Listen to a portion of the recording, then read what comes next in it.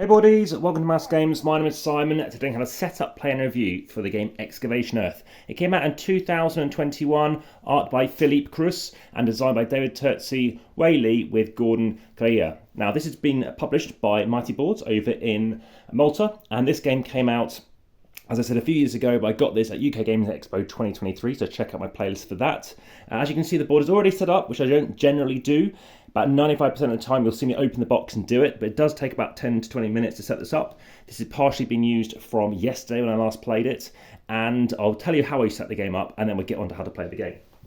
So, we're set in a century from now. Everyone has left Earth. There's been some kind of cratering going on, and aliens have come back down and they're looking to gather artifacts. So what we're doing first is we are basically grabbing 3 of these artifact tiles from an artifact stack, shuffling, drawing out 3, and as you can see, placing out the matching symbol for matching colour here, depending on the number of players. So in a 2 or 3 player game, set this up of 2 for speed, is you basically chucked out 3 and they can go on the matching symbol for obviously these 5 different regions, 5 different colours. After that, you're also then going to take this deck of bio cards, shuffle them up, discard 2, then draw 3, and place out these marketers over these respective spaces, 6 places whereby we can go to market. That's basically what these guys want. These guys want these certain artifacts. That's how that works. We also have wilds, which we'll come back onto. I'm playing as black, as I did yesterday, just because I thought the colour looks quite interesting with the board. Also, the fact that my abilities, everyone has a unique ability. There's 5 boards, but it's a 1 to 4 player game. This is not going in my solo playlist, because even though David Turczi have played many of his solo games or solo modules, I haven't, and I know he generally doesn't play them himself in terms of solo games. I just thought this would be of interest. Now, this has been zoomed out. This is slightly grainy video, so I do apologise for that. There's a lot to fit in, as you can probably tell. So, like I said, this is a 3-round game. We are playing over, I guess, just 3 rounds, but crucially, the first round we skip in terms of a preparation phase, which I'll come on to. We're going to have an action phase, and I'm going to have like a scoring phase as well. Most points wins, basically, or most credits wins, most money wins. Everyone starts off with 8. In yesterday's game, the score was 165 to 135, so you do get quite a lot of points, quite a lot of money in this game. And what we're going to be doing is excavating tiles, and then, like I said, selling them. That's the crux of the game. There's set collection going on too, and there's also, I guess, market manipulation. So what can you do in your turn? There's 8 different things on your turn you can do. You have 6 action cards. Check out my video for Tekkenu. David has definitely done something which came out about the same year in Tekkenu, which you can check on the channel, whereby you're using your cards to move. So in this case, you're going to shuffle up, give everyone 6 cards. In this case, if you have 4 of the same colour or 4 of the same symbol, you're going to redraw again. So in this case, what can I do? Well, I can choose to move. But on your very first turn, you're checking out your 3rd character. So you're going to go somewhere else you want to go. I've got some orange. Let's say I start in orange. Okay, so what can I do? I can discard a card to basically travel. Now, my special ability is I can travel 1 space for free anyway. So let's just say I do that. But imagine I could have spent a card, I could have travelled. Everyone takes 2 turns. So I go there. Why go there? Because if you can see the value up here, that is how many coins it's worth. That's worth 5, that's worth 4. The higher the value, the fewer the runoff there are. Just to be aware, and I'll tell you why that's important in a second. So I could travel, but in this case, let's excavate. That's the second thing you can do on your turn. So I can chuck out the card, matching the region I'm in. So discard that down and take 2 or up to 2 of these tiles. They're going to go in your board here. This is only for the black market area, so you can't, that's something slightly different.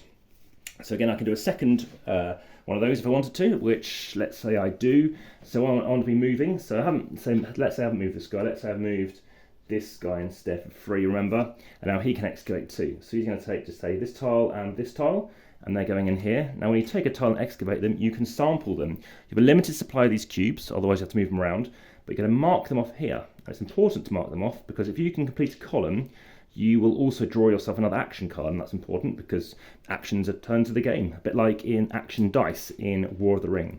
So I've also got a 6 and a 5, so a 5 and a 6. At the end of the game, you're getting a scoring as well. So 2 gives you 4 points, 3 gives you 8, 4 gives you 16, but it all varies. And also, if you complete a column, you can also, in this case, get 5, 13, 17. The next one is 5, 12, and 23. So it does vary, like I said. So that's how that works. I've now taken my 2 turns. Now, of course, other players are going to take their turn if I happen to be going first. So who goes first?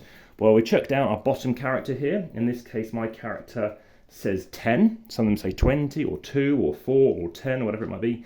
In this case, that determines turn order. So all the abilities may be affecting how that works. The board is slightly out of shot here because, quite frankly, we don't need everything out. Everything can be explained here. Visually, the art pops, by the way. I saw this over in Essen, so check out my Essen playlist 2023. Looks very impressive here. Obviously, the box art has really been interesting because some people looked and went, oh, I don't know if I want to play that, but living in Europe, that might be a thing. Apologies for getting into a review section there, but I just thought I'd let you know. So I've still got some cards left, and now let's talk about other things you can do. So you can go to the market. So if you want to go to the market, that's up here. The way that's going to work is you must discard an action card matching one of the symbols. We've seen all these cards have a colour and a symbol on them over here, and travel, you can move up to 3 spaces with travel. So you can go 1, 2, 3 when you do a travel thing, for example. It's been sort of compared to Pandemic in terms of the board wraps and just how it looks. So how does market work? Well, what you're going to do is you must have an explorer present in that market. So what you're going to do is assign one of your cubes as a trader. So you're going to take one of these and you're going to reassign a security guard if you want to. These are security cards, they're just basically guarding your stuff. And what you're going to do is you are going to obviously discard a card matching where you want to go. So I've currently got yellow. Yellow happens to be here. Oh no, it doesn't have to be here. Let's find a different one. I've got this one. So I've got some orange matching over here. So I'll discard that card. And now what's going to happen is you're going to have a wild buyer. The amount of wild buyers depends on the number of players. And that's going to go out here. Equally, these come out depending on the number of players too. So you're going to chuck one to the back of the cube. Oh, sorry, it's this one here. You're going to chuck in a cube here. This is now showing that basically I've assigned one of my cubes there as a trader. You've added the wild buyer, and you add a colour of your choice from the queue as well. So what that's going to do is I'm going to look into it and see who I want to add. So I'm going to add, I don't know, I've got yellow, I've got yellow here, I haven't got any other colours. I've got other cards in my hand, which are, I don't know, purple, teal I haven't got currently, but they're scoring quite well. Let's just say I grab a teal, so that can go to the back of that queue as well. But yeah, so let's see if I choose to do that. Okay, so that's now going to bump on here, and that kind of bumps the yellow off. So that kind of comes back again.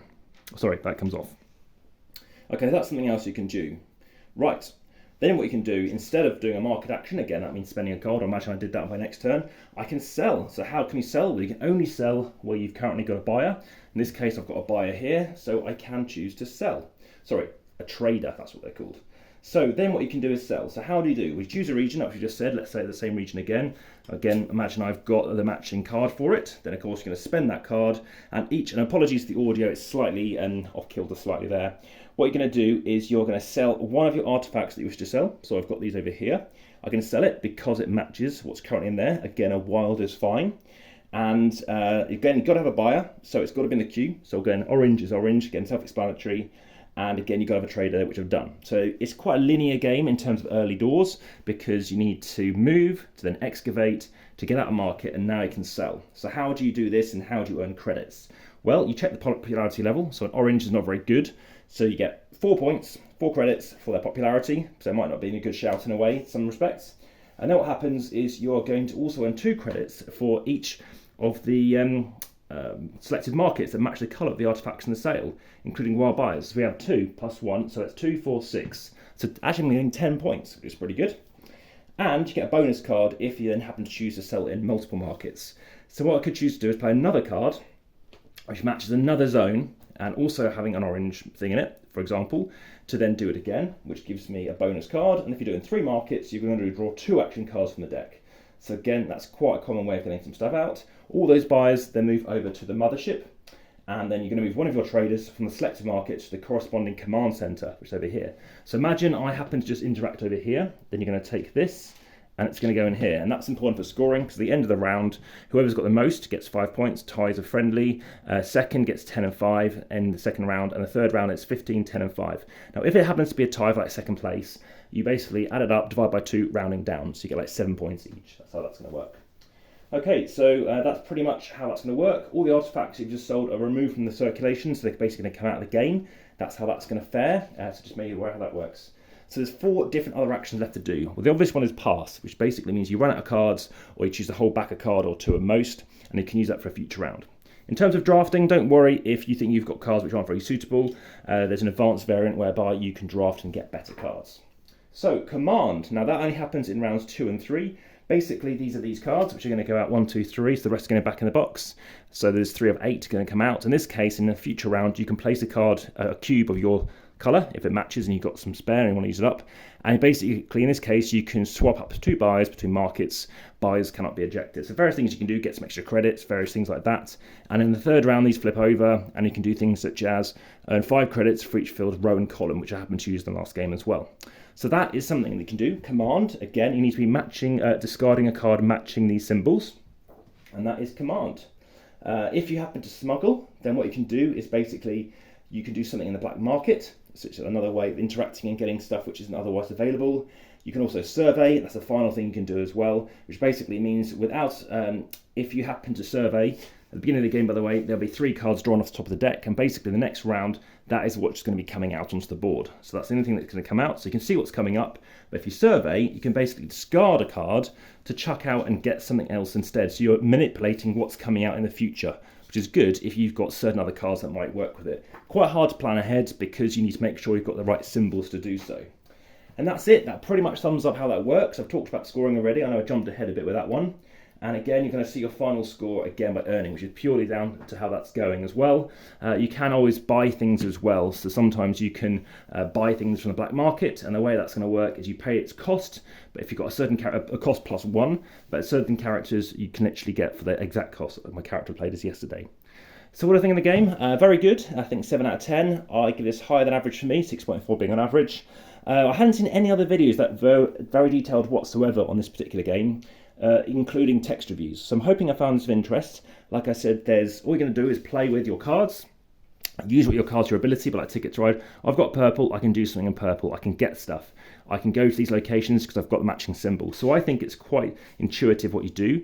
I'm aware some people online said that's not the case. The player aid is fine, but I didn't intend to use it, to be honest.